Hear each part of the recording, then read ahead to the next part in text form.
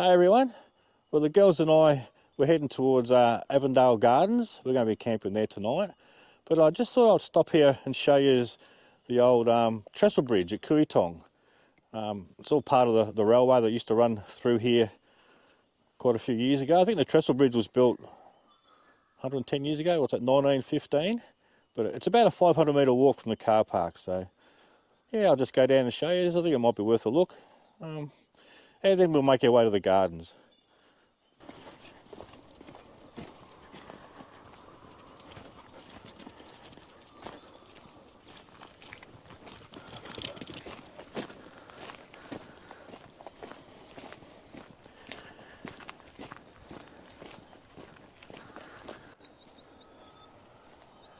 This is just part of the bridge.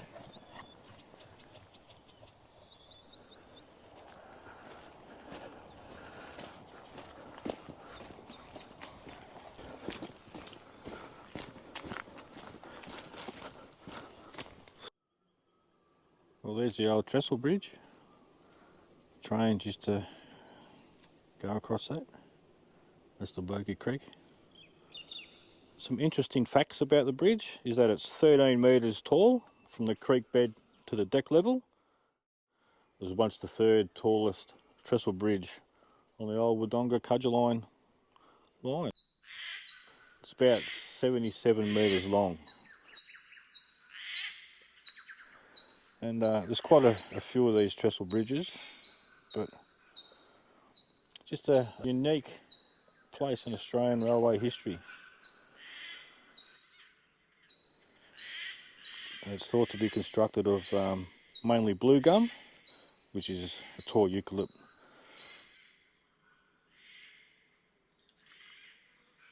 Yeah, this bridge is a 4-pole design, just to give it a greater stability and the ability to carry heavier loads. Some of the earlier 2-pole design bridges were upgraded to the 4 poles, just so that some of the trains were getting in excess of 500 tonnes. So apparently the piles are each marked with a month and year of construction, as well as with a P or a D on them. That indicates whether it was placed or driven into the foundations. It was built to carry the trains across the deep gully before the line's closure in the 1980s. It's now part of the High Country Rail Trail. You can more or less ride your push bike or walk from Wodonga to Cudgewa through some absolutely beautiful country. Yeah, it's good that this bridge remains as it was constructed in 1915. Awesome. Come on girls, let's go to the gardens. Up, up, up. Cool.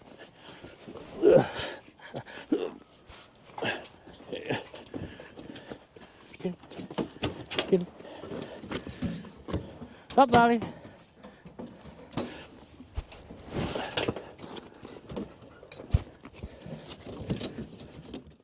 Yeah, so we just arrived at Avondale Gardens, so I'll just let the dogs out and show you around.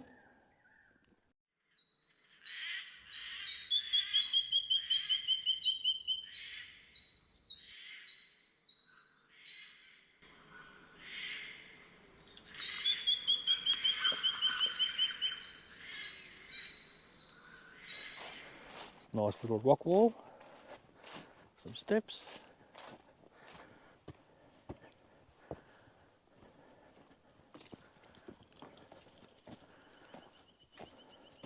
This would have been an old barbecue, I'd say, the old fireplace. Tell you what, might use this later. Might come and barbecue a barramundi on this.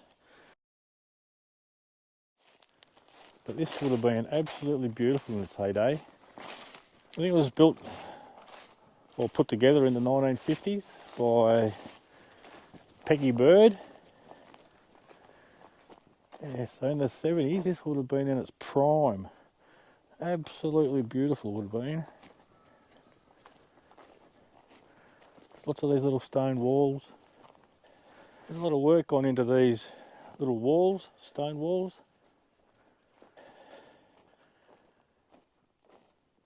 This is a golden deodar cedar. Beautiful.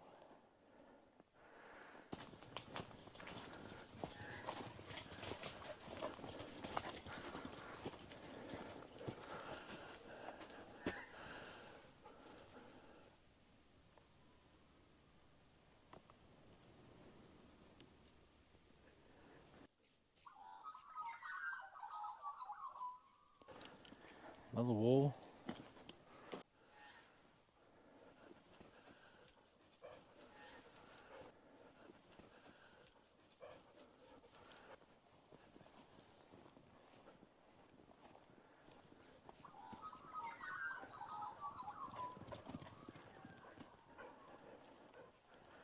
Guess these are fruit trees.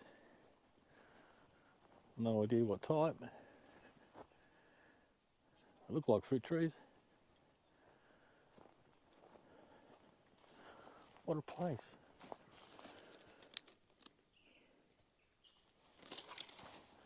Camellia. Imagine how good that'll look when it's in full bloom. Beautiful. I might have to come back here in spring. It says Japanese maple, but that's blackberry. Now this one's Japanese maple. I reckon I'm a month too early. This is known as hedgehog holly. This place would have been amazing in the 1970s.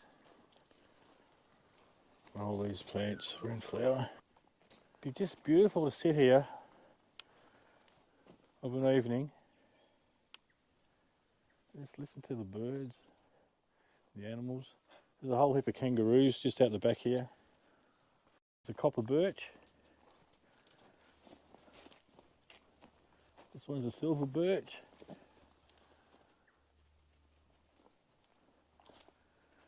And this one, I have no idea.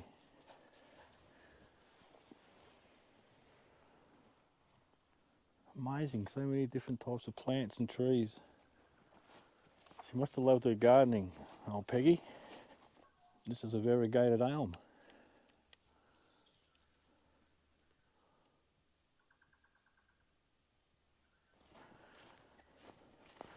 Any guesses? Photinia. There you go. And the Darwin barberry. Irish strawberry tree. Is it because there's no strawberries on it? Just a beautiful setting. Tucked away in the middle of a forest. Amazing.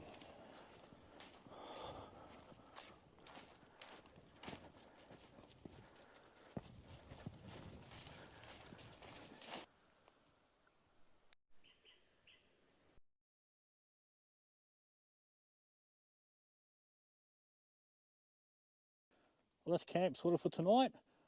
I've got a couple of hours up my sleeve, so I might just, when I drove in, there was a little lake or a dam just on the side of the road. I might go throw a line in there for an hour or two. Then I'll cook my barramundi on that barbecue. Yeah, it's a beautiful little spot here, but I'm just going to float a bunch of worms, about a metre under a float. I'm going to sit here for an hour or two, just listen to the birds, the frogs, whatever else, and then I'll go cook a feast. I don't even know if there's any fish in here, but yeah, just to wind down a bit. Oh, little Miss Janice.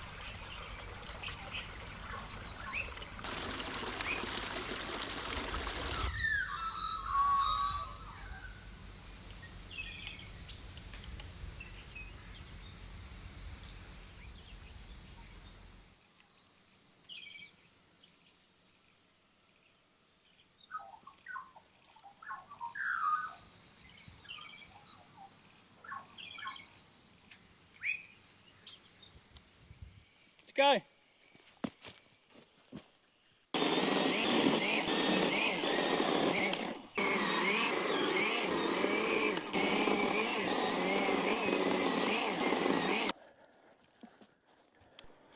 What have you got there, Missy? A deer jaw.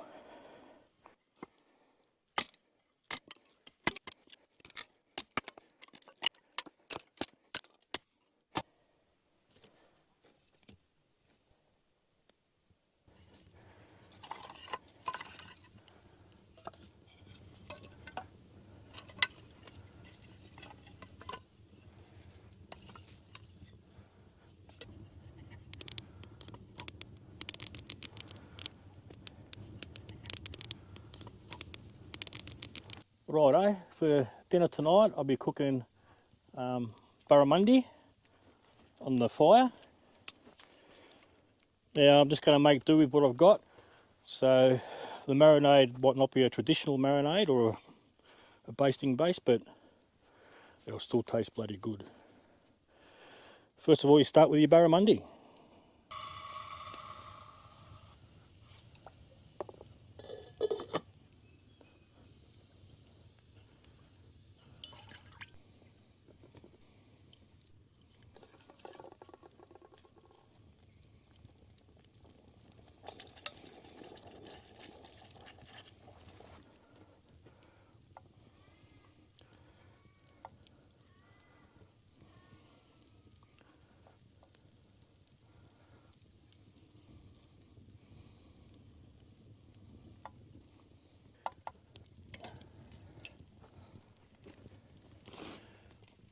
Just going to sit it there over the coals and wait.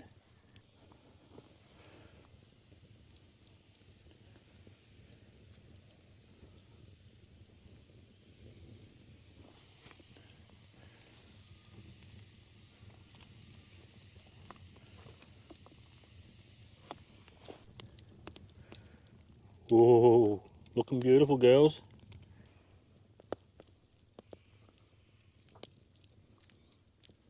Just one more to go and we'll be into it, girls. What do you reckon, Ruby? You hungry? You're always hungry. I reckon that's done.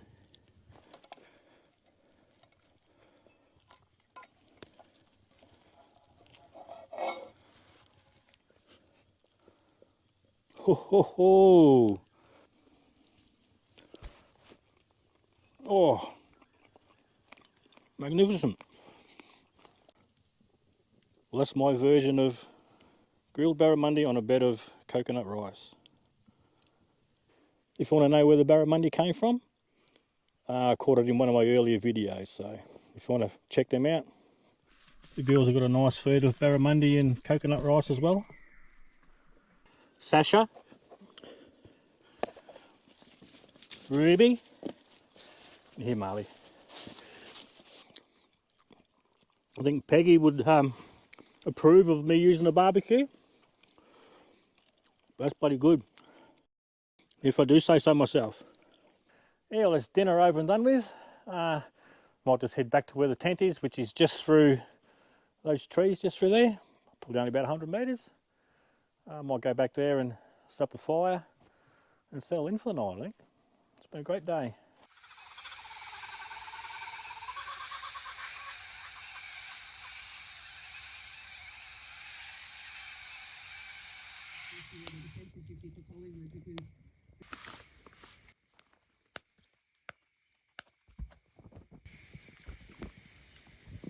Go to bed.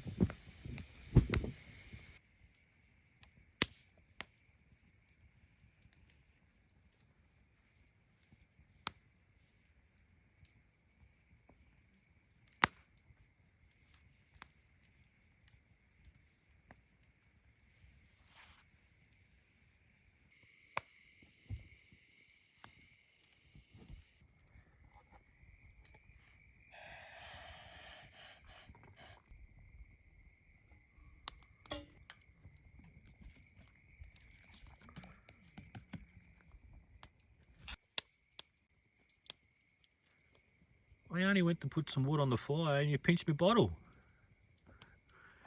Gotta be quick.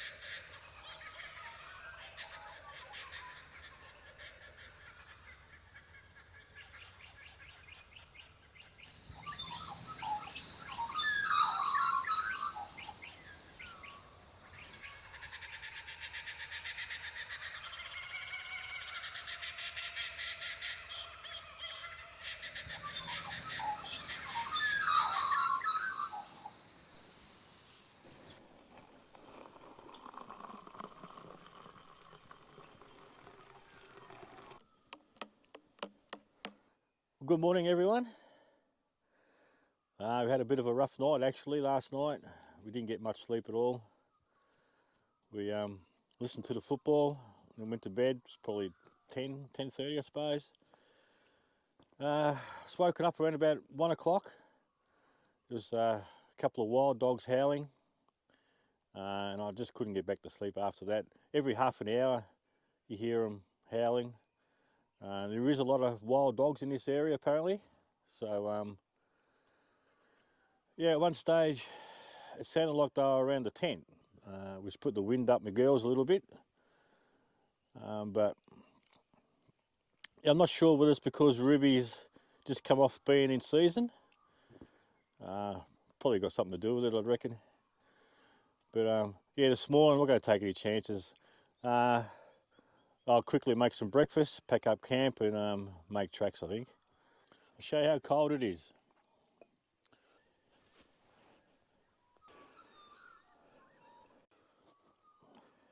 This is the dog bowl.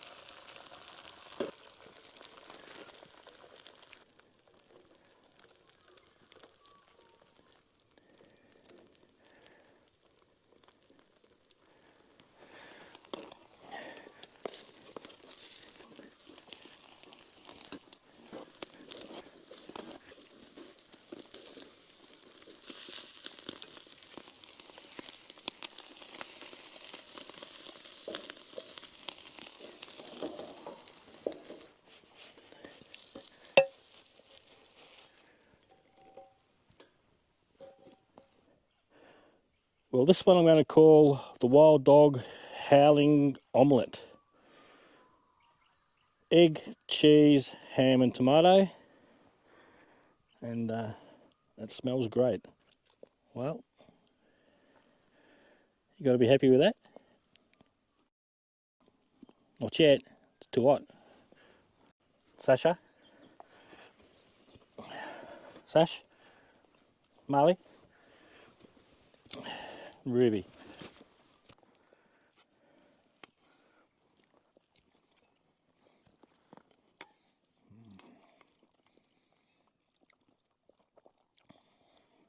Like most omelettes, bloody beautiful.